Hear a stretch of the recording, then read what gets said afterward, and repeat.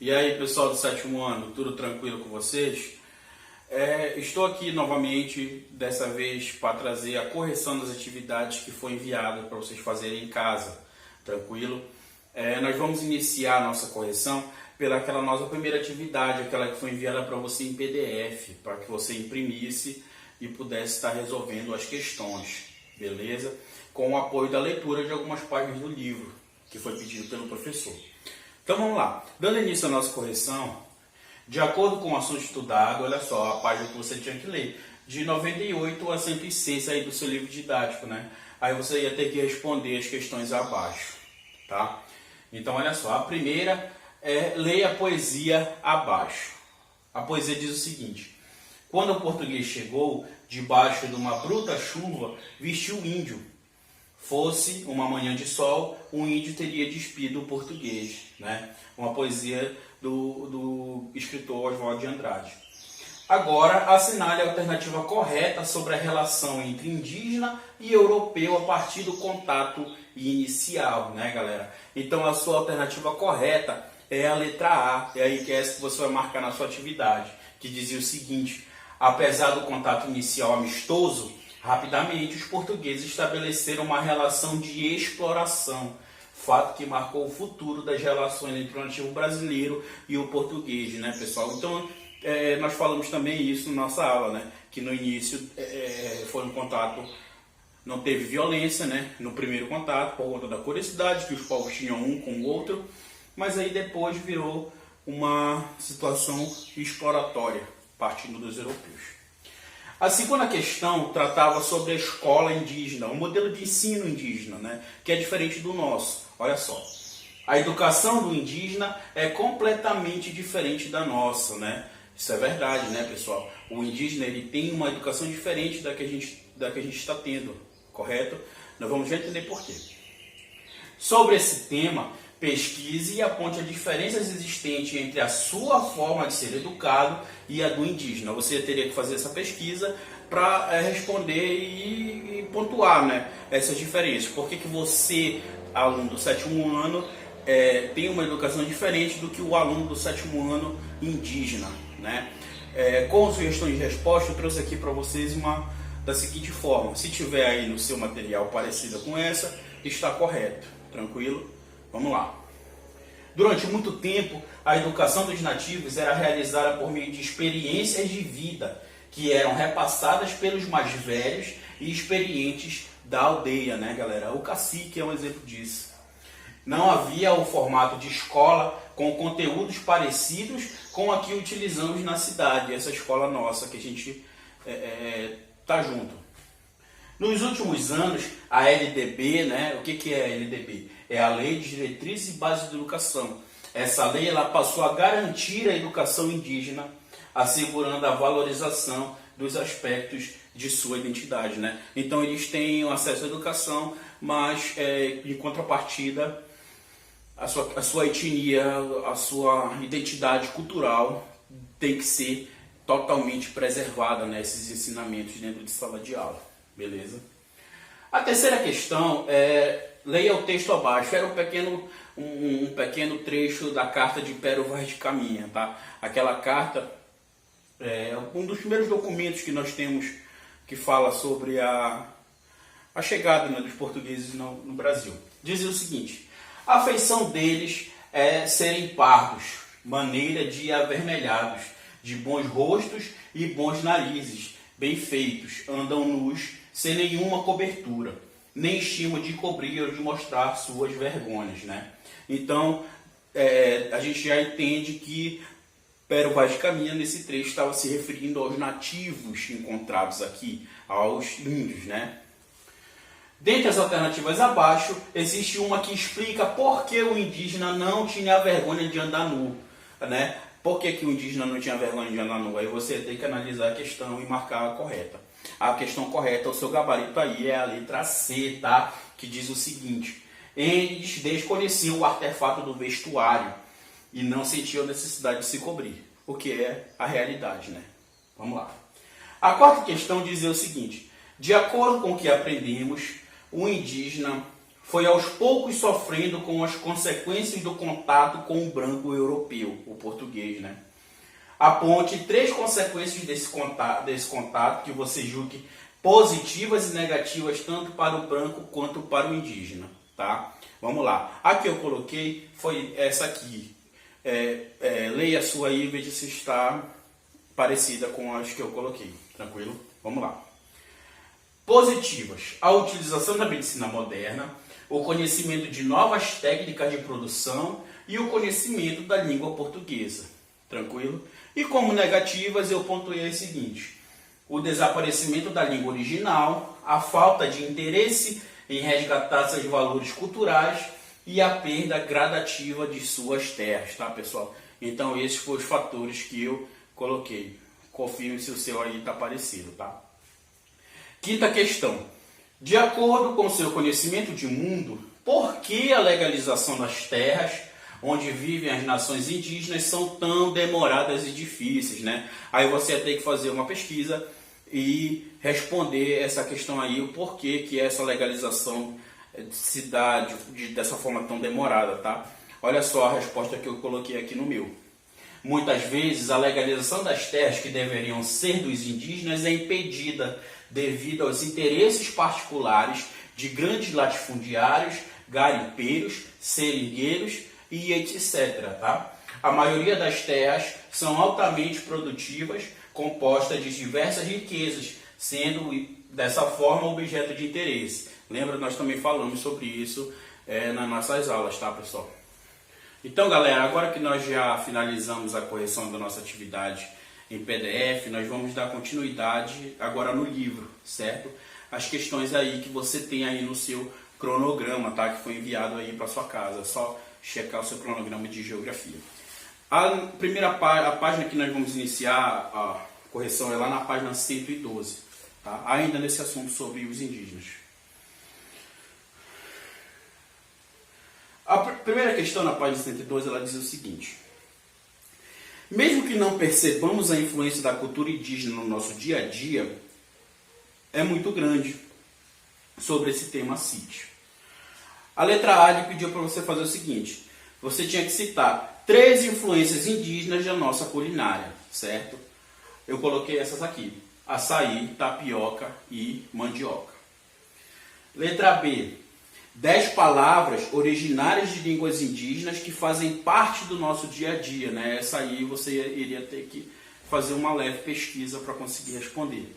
As que eu coloquei foram essas: abacaxi, gambá, canga, pipoca, caboclo, caipira, capivara, goiás, jaciara e sapo, certo? A letra C: 2 influências da cultura indígena em nosso vestuário, tá, pessoal? Olha só, eu coloquei colares feitos de sementes ou dentes de animais e algumas roupas utilizadas em rituais religiosos, né? Tudo isso é um exemplo de influência de vestimentas, né? Que nós agregamos dos indígenas. A segunda questão, pessoal, dizia o seguinte: observe a imagem abaixo, né? Aí você tente nessa imagem aí e você tem que observar e fazer a análise, né? Fazer a análise com aquele olhar geográfico. Lembra que nós falamos na aula que não é apenas olhar por olhar, e sim como olhar, de que forma você olhar. Você tem um olhar crítico sobre algo ou alguma coisa, né, galera? Então, nesse caso, essa imagem aqui. Ele trazia um pequeno texto do lado da sua imagem. Ela apresenta a obra Mulher Tupi, do pintor e paisagista Albert Eckhout, que foi convidado para ir ao Recife pelo conde Maurício de Nassau durante o governo holandês. Sobre a obra que ela retrata, existe uma diferença entre como vive o nativo e o que o autor reproduziu. Aponte essa divergência e procure explicá-la, né? Aí você tem que apontar a divergência da obra do autor, né? E explicar. Vamos lá. A resposta que eu trouxe foi essa aqui. De certa forma, cabia à mulher indígena a tarefa de cuidar das crianças e a colheita dos alimentos, sendo assim coerente com a realidade da vida dos indígenas. No entanto, a saia branca utilizada, justamente com a paisagem colonial no fundo, diverge um pouco do modelo indígena, apesar possivelmente da tentativa do autor de demonstrar uma real relação, né? Então, a percepção que eu tive dessa imagem, como sugestão para vocês, foi essa aqui, tá? Procure ver se você concorda comigo e se a sua resposta está parecida, tá, galera? A terceira questão, ela dizia o seguinte: a preservação da natureza é de suma importância para todo o planeta. Contudo, para o indígena manter a natureza, assume uma importância capital. Com o que você aprendeu e os seus conhecimentos, aponte a importância da preservação da natureza para os indígenas, né? Isso aí, tranquilo, essa questão, né? Olha só a resposta que eu coloquei. Os indígenas precisam de uma reposição imediata da natureza para sobreviverem. Por essa razão, sua utilização deverá ser extremamente cautelosa em função de suas necessidades alimentares. Apesar da mudança do perfil indígena, boa parte do que consome e produz é oriunda da natureza, tá, galera? Vamos lá. Quarta questão. A quarta questão dizia o seguinte: cite pelo menos 3 fatores que impedem a legalização das terras indígenas. Olha só, novamente a questão das terras indígenas aí pra gente, né, pessoal? Como sugestão eu coloquei da seguinte forma: a burocracia, que nós já havíamos falado, né? A pressão dos latifundiários, certo? E a falta de profissionais dentro da FUNAI, né, que é o órgão que é responsável por fazer essa regulamentação, né, pessoal? A quinta questão, pessoal, ela é uma questão que você teria que ter uma resposta pessoal, né? Ela trouxe um poema. Acompanhe aí com a gente aí na página, aí na sua página 114 do seu livro, como é que é a leitura, tá? Vamos lá. Oração da causa indígena. Pai e mãe da terra e da vida, Deus Tupã de nossos pais e mães, venerados nas selvas e nos rios, no silêncio da lua e no grito do sol, pelos altares e pelas vidas destruídas, em teu nome profanado nesta nossa abiala colonizada. Te pedimos que fortaleças a luta e a esperança dos povos indígenas, na reconquista de suas terras, na vivência da própria cultura, na fruição da autonomia livre, e dai-nos a nós, neocolonizadores, vergonha na cara e amor no coração para respeitarmos esse povo raiz e para comungar com eles em plural Eucaristia. Ao Herê, Amém e Aleluia, né? Aí o comando da questão queria que você fizesse da seguinte forma. Ao ler o texto da oração acima, ficam bastante claros os objetivos daqueles que lutam pela causa indígena: o reconhecimento, a liberdade, o respeito à cultura e o direito à terra. Crie agora uma oração ou um poema que sensibilize a sociedade para a sua causa indígena, né? Aí você ia ter que fazer a produção de uma oração ou um poema, né, pessoal, que falasse da defesa dessa causa indígena, né, que é uma causa tão importante para o nosso país. Tranquilo? Eu espero que você tenha feito aí e logo para a gente conseguir fazer a leitura, né, e a socialização com os colegas, beleza? Vamos lá. A sexta questão, ela diz o seguinte: como aprendemos, existem 3 hipóteses para o surgimento do nativo americano. 2 afirmam que o nativo americano nasceu nas áreas distantes da América e para cá migrou, e uma que este nasceu no Brasil. Sobre este tema responda. Alternativa A: quais as diferenças existentes entre as 2 hipóteses que afirmam que o nativo americano não nasceu na própria América? Tá, pessoal? Olha só a resposta que eu coloquei aqui. A hipótese asiática, ela diz que o homem chegou à América por meio da travessia do Estreito de Bering, por onde se formava uma extensa ponte de gelo que ligava a Ásia à América do Norte. Já a Malaio-Polinésia afirma que essa travessia se deu por meio de canoas no Oceano Pacífico, realizando paradas em ilhas estratégicas, tá? Se você colocou diferente, mas está correto, não tem problema. Se você colocou parecido, tá beleza, do mesmo jeito, certo? Letra B. Existe uma hipótese que afirma que o nativo americano é originário do Brasil. Que tipo de descoberta coloca em dúvida essa hipótese, né? Olha só a resposta. A hipótese autóctone é constituída na ideia de que o homem surgiu na América. Todavia, o descobrimento de que o fóssil possui características negroides em vez de mongóis levanta uma enorme inquietação, tá, pessoal? Vamos lá. A sétima questão dizia o seguinte, tá, galera? De acordo com diversos historiadores, existiam mais de 2 milhões de indígenas habitando o território brasileiro quando os portugueses chegaram. Porém, atualmente, segundo a FUNAI, não passam de 900 mil. Sobre esse tema, avalie por que as doenças trazidas pelos europeus foram responsáveis para a morte de milhares de indígenas, né? Aí você vai ter que dizer por que essas doenças foram responsáveis pela morte dos nativos brasileiros, né, galera? Olha só a resposta que eu coloquei aqui. Os indígenas não possuíam um sistema imunológico que combatessem as doenças, como a gripe, a varíola e a hanseníase. Muito menos existia o conhecimento de como evitá-la. Inevitavelmente, milhares de indígenas morreram em virtude da contaminação de algumas dessas doenças, né? Então, lembra que nós falamos em aulas anteriores sobre a contaminação dos portugueses traziam para os nativos, né, dessas doenças aqui, e que, como elas não eram conhecidas, né, não tinha tratamento, então eles morriam fácil de uma simples gripe, por exemplo. Tá? A oitava questão, ela trouxe uma imagem para a gente, né? Dizia o seguinte: observe a imagem abaixo. É uma imagem que mostra a antropofagia, né, pessoal? Para quem não sabe o que é isso, é uma espécie de ritual que os nativos eles comiam partes das pessoas, né? Como forma de vingança e outras coisas mais. Olha só, né? Aí você tinha que analisar essa imagem.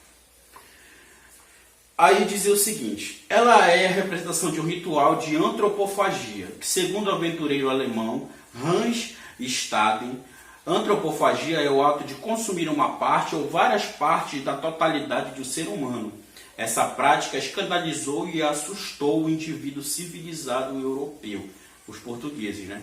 Porém, a antropofagia tem um sentido especial para o indígena.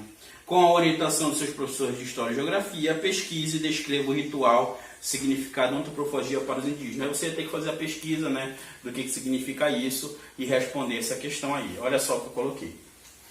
A antropofagia era praticada pelos tupinambás e se iniciava a partir da captura do inimigo, que era levado para o convívio social na tribo, podendo casar-se algumas vezes e morar por longos anos, mas sempre era reconhecido como inimigo. Até que um dia ele era levado para um ritual em que ele era morto e tinha o seu corpo devorado pela comunidade, né? Quem é? Pelos indígenas. Existiam também outras formas de antropofagia, tá? A questão de número 9. A questão de número 9, ela diz o seguinte: enquanto os portugueses escutavam a missa com muito prazer e devoção, a praia encheu-se de nativos. Eles sentavam-se lá, surpresos com a complexidade daquele ritual, que observavam ao longe. Quando Dom Henrique acabou a pregação, os indígenas se ergueram e começaram a soprar conchas e buzinas saltando e dançando, né? Olha só. Esse contato amistoso entre brancos e indígenas foi preservado. Aí você ia ter que marcar a alternativa correta. A alternativa correta dessa questão é a letra B, tá, galera? Que diz o seguinte: até o início da colonização, quando o nativo, vitimado por doenças, escravidão e extermínio, passou a ser descrito como sendo selvagem, indolente e canibal. Era essa a visão que o europeu tinha do indígena, tá? A questão número 10 dizia o seguinte: eram características dos povos dos indígenas nativos no Brasil na chegada dos portugueses em 1500.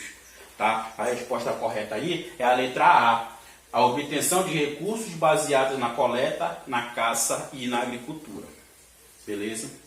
Vamos para frente. 11ª. A questão 11ª, ela dizia assim: são esses canibais que conhecerão como Montaigne uma consagração duradoura. Tornam-se a má consciência da civilização, seus juízos morais, a prova de que existe uma sociedade igualitária, fraterna, em que o meu não se distingue do teu, ignorante do lucro e do entesouramento, em suma, a idade de ouro. Suas guerras incessantes, não movidas pelo lucro ou pela conquista territorial, são nobres e generosos. Né, galera? Esse texto aí é de Manuela Carneiro da Cunha, certo? Imagens de índios no Brasil. O texto acima refere-se ao impacto que a figura de certos indígenas canibais brasileiros teve sobre os europeus no século XVI, em especial sobre o pensador francês Michel de Montaigne. Os indígenas canibais que Montaigne teve notícias na época eram, né? Aí a correta você vai marcar a letra A, tá? Os nativos da tribo Tupinambá, é quem ele estava se referindo, certo? A questão número 12 diz o seguinte, traz outro texto para a gente. A língua que usam por toda a costa carece de 3 letras. Convenha saber, não se acha nela nem F, nem L, nem R, coisa digna de espanto, porque assim não tem fé, nem lei e nem rei. Dessa maneira vivem desordenadamente, sem terem além disto nem peso nem medida, né, pessoal? Então esse texto foi retirado do livro A Primeira História do Brasil, tá?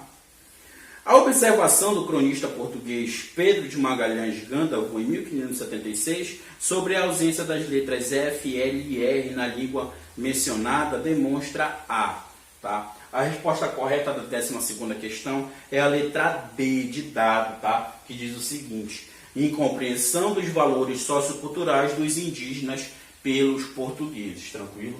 Número 13, a 13ª questão, ela falava o seguinte: com relação aos indígenas brasileiros, pode-se afirmar que, tá? O seu gabarito é a letra E, tá? Que diz assim: os nativos brasileiros, como um todo, não tinham homogeneidade nas suas variadas culturas e nações.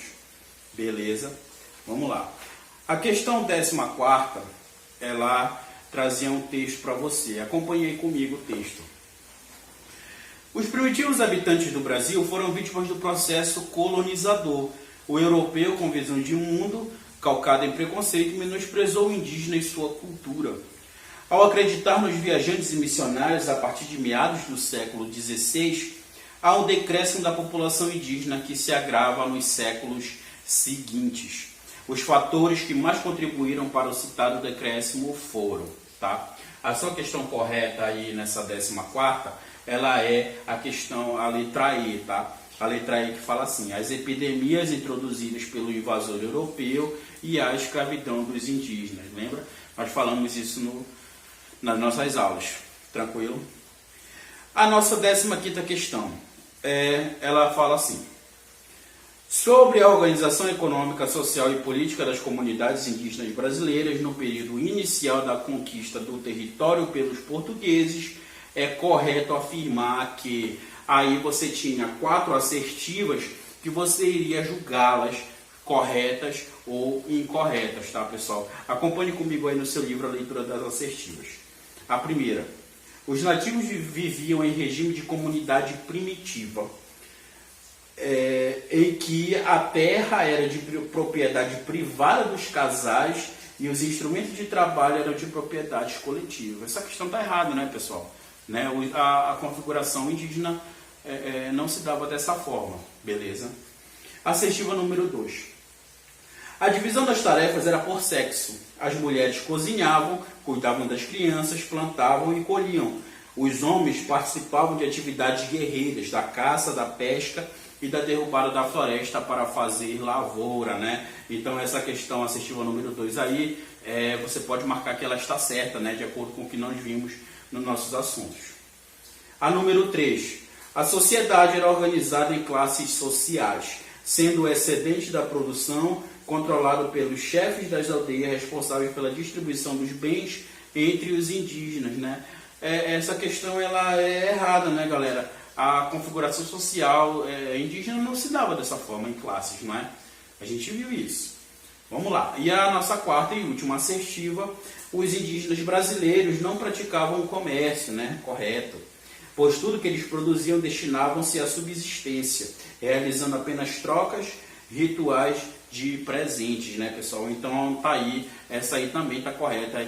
E aí o nosso gabarito vai ser a letra E lá das alternativas, né? No qual apenas a 2ª e a 4ª estão corretas, tá? Agora, pessoal, nós vamos continuar nossa correção lá na página 127, já partindo do nosso segundo assunto, que tratar sobre a identidade cultural brasileira, né, pessoal? Na página 127, primeira questão, acompanhe comigo aí no seu livro. O Brasil é conhecido por ser um país multiétnico. São colocados como os primeiros elementos formadores da nação brasileira, né? Então ele queria saber quem são esses primeiros elementos que formaram a nação brasileira, nessa nossa identidade cultural, certo? A sua questão correta é a letra D, beleza, pessoal? Que dizia o seguinte: os nativos brasileiros, né, que eram os indígenas, os europeus brancos e os africanos, que foi o povo que aqui foi escravizado, né, aqui no Brasil. Beleza? O seu gabarito, então, é a letra B de dado. A segunda questão, ela trazia um texto para a gente. Acompanhe aí a leitura do texto. No jornal Folha de São Paulo, do dia 30 de maio de 2010, ao comentar o futebol e o racismo no Brasil, o pesquisador Vitor Andrade de Mello, coordenador do Laboratório de História do Esporte e do Lazer da Universidade Federal do Rio de Janeiro, declarou que o futebol não está além da sociedade, não está imune ao preconceito racial, pode ser obliterado pelo racismo brasileiro, uma crença de que a miscigenação impede o racismo, o que na realidade só deixa mais difícil de ser combatido, certo? Faça um comentário acerca da declaração relacionando as formas pelas quais as escolas brasileiras podem combater esse racismo brasileiro, citado pelo pesquisador Vitor Andrade de Mello. Então aí você tinha que comentar a fala do pesquisador, né, pontuando de que forma a escola ela pode influenciar na luta contra o racismo, né, pessoal? Então é uma questão pessoal que você tinha que responder. E a resposta que eu trouxe para vocês foi essa aqui, né? Sendo o racismo um problema tão incrustado na sociedade brasileira, a escola pode ser um local de tentativa de criação de uma mentalidade solidária e tolerante com relação à diferença. Ao colocar em contato crianças de classes sociais diferentes e de características diferentes mediante um projeto pedagógico que visa derrubar os preconceitos, a escola pode se tornar um local de socialização solidária para essas crianças, tá, galera? Então, se você teve o mesmo pensamento aí que eu e a sua questão está parecida com essa aí, ou se você colocou de uma outra forma, mas com a mesma ideia, tá correto aí, tá, galera? A sua segunda questão. Vamos lá. Terceira questão, tá? A terceira questão, ela dizia assim: o que se entende por etnia, né? Você ia ter que explicar as características dessa palavra, etnia, tá, pessoal? Aí eu coloquei da seguinte forma. A etnia é um grupo definido pela origem, cultura, língua, modo de agir e etc, né, galera? Nós já vimos isso aí em sala. Quarta questão. Cite 3 exemplos de práticas que você julga racistas, preconceituosas ou discriminatórias, tá? Essa aí é uma resposta pessoal sua, que você teria que colocar 3 características que você julga racista, né? Que você julga preconceituosa, aí você ia ter que responder aí no seu livro, tá, pessoal? Beleza?